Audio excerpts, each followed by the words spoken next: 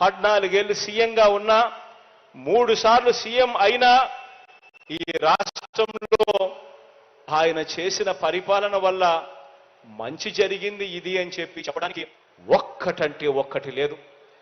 గ్రామంలో నిలబడి ఫలాని మంచి చేశాను అని చెప్పుకునే పరిస్థితి లేదు. ఫలాని సామాజిక వర్గానికి నేను మంచి చేశాను అని చెప్పుకునే పరిస్థితి లేదు.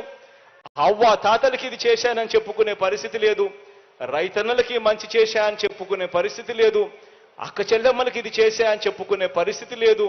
చదువుకుంటున్న పిల్లలకు, జాబుల కోసం వెతుక్కుంటున్న పిల్లలకు ఇది చేశా అని చెప్పే పరిస్థితి అంతకన్నా కూడా లేనే లేదు. ఆలోచన చేయమని అడుగుతా ఉన్నా. ఇలాంటి వ్యక్తులతో యుద్ధం జరుగుతూ ఉంది. ఈరోజు నేను చెప్తా ఉన్నా, ఈరోజు మారీచులతో యుద్ధం చేస్తా ఉన్నాం.